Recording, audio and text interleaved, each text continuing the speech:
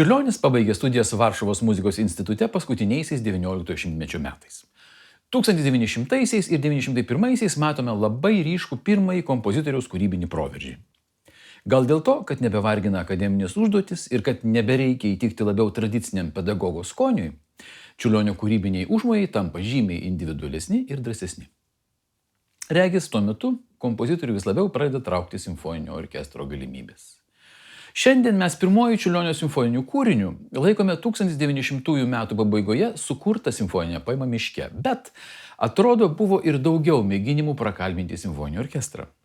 Štai prisiminimuose apie Čiurlionį jo bičiulis Petras Markevičius apibūdindamas kompozitoriaus ankstyvuosius kūrinius rašo taip. Visai kitas įspūdis pagauna, klausantis simfonijos Miražas. Šis simfoninis kūrinys vaidinys tyruose, regėjimas fatamorgana. Tai jau pilna subrendusi graži muzika. Joje įsipina atkaklus, pastovus motyvas, kuriuo pagrįstas visas kūrinys. Motyvas šviesus, tyras, persikūnijęs į viską aprėpiančią ramybę po nerimo, nusivylimo, gal net baimės valandėlių. Tie jausmai yra garsais susieti su kitais garsais, dvejojimo, netikrumo.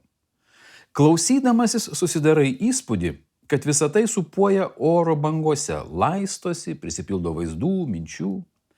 Miražas turi originalų savitą grožį, nerimo genijų, kuris slypi kiekviename žmoguje, jei jis pilnutinai gyvena ir supranta gyvenimą.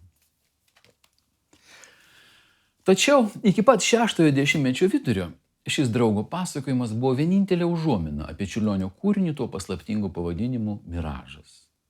Todėl kaip buvo nuostabu, kada vienas iš Viktorijos Hempliovos iš atminties 6-ame dešimtmetyje užrašytų kūrinių buvo būtent Miražas.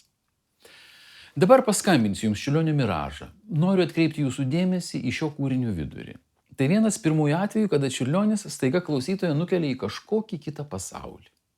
Tarsi išnyksta laikas, kontūrai, sustoja harmoninė kaita ir atsiveria lyg amžinybės alsavimas. Šis metodas muzikinio kūrinio viduryje sukurti lyg tai šventovę išliks svarbus Čiurlioniui per visą jo kūrybą. Daug tokių kūrinių centrų tarp jo muzikinių peizažų, o vėlyvoje kūryboje dažnai tą šventovės vietą užima liaudies daina. Bet tai vėliau, o dabar Miražas.